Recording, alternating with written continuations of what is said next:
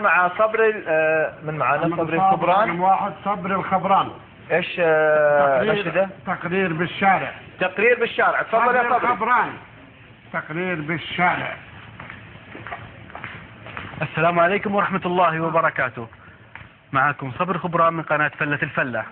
معنا سؤال بنشوف العالم في الشارع كيف يجاوبون.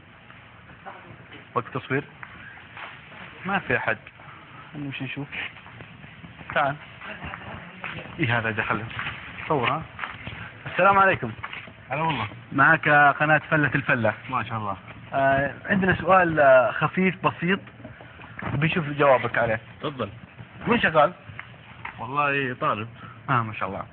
طيب تخيل ان احد الطلاب جالس بجنبك كافر مثلا، وش تسوي فيه؟ كافر؟ اي نعم. ابى امسكه واجلد اقطع. قلقه ذي. تقطع؟ ايه ذبح. كافر هذا مو بلعبه. طيب شكرا، يعطيك العافية وما قصرت، وجوابك كان في حظ حظوظ. شكرا لك. والله هذا جواب واحد من المارين، فخلينا نشوف واحد افضل لعله يجاوب احسن من هذا الجواب. ما في احد. خلينا نمشي نشوف. شوف الشارع. شوف الشارع الثاني. ما ادري شباب له في احد. في حد جاي. ايه في احد جاي. هذا تصوير ان شاء الله واضح. ها السلام عليكم. السلام عليكم. عليكم السلام. اذا كنت مشغول خله. لا يعني معك قناة فلة الفلة، وعندنا سؤال بسيط. مين معي اول شيء؟ سعد بن مسعود بن سعد. والنعم والله. شغال في ايش؟ اعمال حرة رجل اعمال. اعمال حرة. تخيل يا استاذي انه احد عمالك كافر. شو؟ احد عمالك كافر، وش تسوي فيه؟ بل عن الدعوة. وين هذا؟ لا مو ما في احد. تخيل فقط. والله بس ادفنه. تدفنه بس. شكرا لك يا استاذي، وتكمل اتصالك كن افضل. يعطيك العافية. والله هذا ثاني واحد في هالشارع يجاوب بنفس الاسئلة يلا تعال نشوف احد ثاني.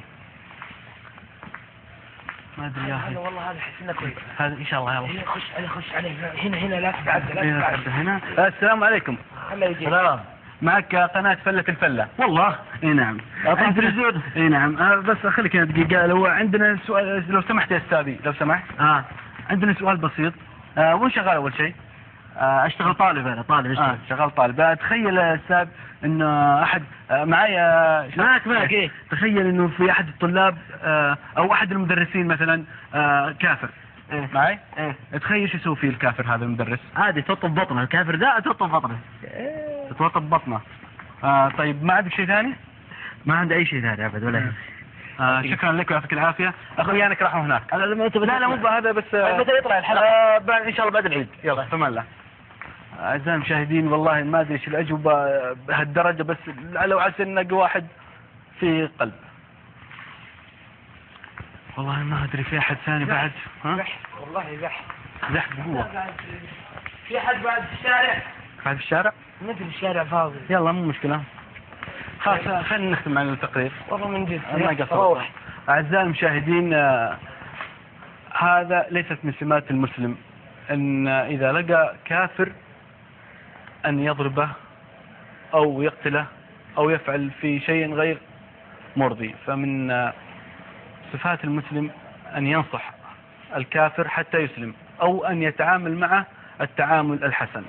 والسلام عليكم ورحمة الله وبركاته. الله يعافيك. تعال عبد الرحمن. انا اللي دخل. انكر. ولا صورة واحدة ما صور. هو عشان نطلع عليه. خلنا كذا مع لجنة التحكيم كذا عشان الاستاذ خالد الباز تفضل. صبري يعطيك العافية. الله يعافيك. طبعا بأمانة ليست مجاملة، وأرجو فيكم حتى من الحلقة اللي كانت قبل هذه. أدائك وحضورك كان جميل. الحمد لله. بس أنت قدمت نصيحة مهمة جدا حقيقة في نهاية المشهد. فهي صار عندي بالنسبه لي تناقض يعني حتى في المسرح عشان امسك الكاركتر بالنسبه لك. دخلت نوعا ما شوي كنت نوعا ما مهستر يعني حتى في نوع من السخريه في نوع من التهكم حتى على الاخرين. والكلام اللي ذكرته ووصلته كانت رسالة هامة جدا. صحيح. فما تجي مع نفس الكاركتر حقيقة. لو دخلت متزن وتقول كلام جميل أنا أقتنع في أنه وصلت الرسالة بالتالي أخذها من عندك. أو هل ممكن تقول أنه خذ الحكمة من أفواه مجانين؟ هل هذه كانت حاضرة في هذا المشهد؟ قد يكون. النقطة الثانية قضية الانتقال من موقع المقطع. خشبة المسرح تعتمد كثير على حركات مهمة جدا. عندنا الحركة المتعرجة، الحركة المستقيمة، الحركة المتوازية. فبينك وبين المصور حقيقة أنا أشوف المصور كان رائع جدا حتى في الانتقال ومواصلته معك في الحدث والتغطية. طبقة الصوت كانت عندك جميلة، لغة الصوت عندك ما شاء الله يعني خامة الصوت عندك مرة جيدة. فيعطيك العافية حقيقة، أتمنى لك التوفيق وشكرا. شو اسمه الكريم؟ عبد الرحمن. نعم عبد الرحمن. 60 دي هذه والله ما ادري. لا 600 دي. ايه 600. عندك السؤال. والله أنا السلام عليكم. أنا صراحة أي نوع من المذيعين أنت ما فهمت يعني عندي نفس الإشكال. ما حسيت إنك هل أنت متحمس يعني في مذيعين لما نذيع من الشارع بيكون متحمس جدا. يمكن هذه الشخصية اللي أنت حبيت تمسكها وطبعا كان عنده مشكلة مع النهاية زي ما بين الأستاذ. بس ما حسيتك متحمس ولا حسيتك سخيف ولا صغير يعني جلست انت بالنص ما عرفت وين كيفك يعني ما عرفتك لما كنت بتسخر حتى بتسخر بطريقة انه مصطنعة اكثر من هي طبيعية جزء من شخصيتك. ففي مشكلة في مسك الشخصية يعني انا عندي هذه المشكلة. اسمح لي بس ممكن هو ما وضحها لكن في باقي اثنين ما بعد طلعوا وهم مشايخ محمد الشمراني ياسر حبيب يعني ناس عقلاء كانوا هم اللي راح يقلبون الحوار ويقلبون الجلسة.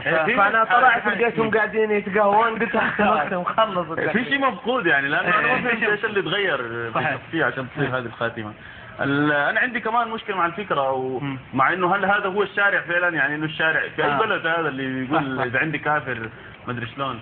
يعني حسيت انه حتى القضية اللي انت تبغى تعالجها هي اساسا وجودها ضعيف في الشارع لانه كلنا عايشين في مجتمعات يمكن حتى بالسعودية في معنا ناس غير مسلمين اذا كانوا مثلا عمال او كانوا مثلا حتى دكاترة بالجامعة في بعض الجامعات ما اتوقع انه في واحد عنده فكرة انه يقتلهم يعني. فيمكن القضية نفسها اللي بتجالس تعالج فيها يمكن ليس لها وجود. بس ما شاء الله عليك يعني في حضور. هذا اللي ممكن اقول انه في حضور جميل جدا وفي صوت يعني في نبرة ممتازة. بس في مشكلة في مسك الكاركتر وفي مشكلة بالفكرة صراحة. شكرا لك. يعطيك العافية. الله يعافيك. أنا ما راح أزيد على كلام الأستاذ خالد ولا كلام الأستاذ خالد. الأمانة هو كان بالضبط اللي في بالي خاصة الأستاذ خالد الأستاذ واسف كانوا نفس الكلام اللي بقوله لك هو بالضبط قالوا عني. لكن أنا بدي أبين لك شيء معين يا صبري أنت لا تضيق شيء واسع. قالوا لك يقدم تقرير بالشارع. انت ليش حديت نفسك على قضية سؤال واحد والكافر اذا كان عندك كافر؟ شوف كيف حجم السؤال في الموضوع الاكبر. يعني تقدر انت بالفكرة العام الموضوع العام تحط لك موضوع عام في نفس الوقت تقدر توصل لرسالة اقوى من كذا وافضل من كذا. اسلوبك كان حلو وجميل مثل ما قال الاستاذ واثق. انا ماني عارف، أنا صراحة أول ما دخلت توقعتها يعني كوميدي. ماني عارف حتى الآن في النهاية إلين آخر في النهاية ختمت كانت الختمة ضعيفة بالنسبة لي أشوفها أنها ضعيفة أنا لكن مو معناته أنت ضعيف لا الختمة كانت ضعيفة.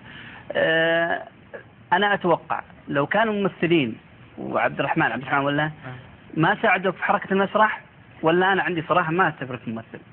إن هم كانوا ياخذونك قدام يطلعونك ورا وترجع وكنت تاخذ أضعف نقطة توصل هناك وترجع مرة ثانية وسامع حرك الجو شوي. فأنت المفروض اللي إيش تحاول تطلع بشيء ثاني وأتمنى لك التوفيق. وهذا ما يدل أبدا على أنك إنسان ممثل لا بالعكس إنسان مبدع واللي قدمت فيه يعني في خير بركة. موفق يا صديقي. خبران وجزاك الله خير يا عبد الرحمن الغانم. الاثنين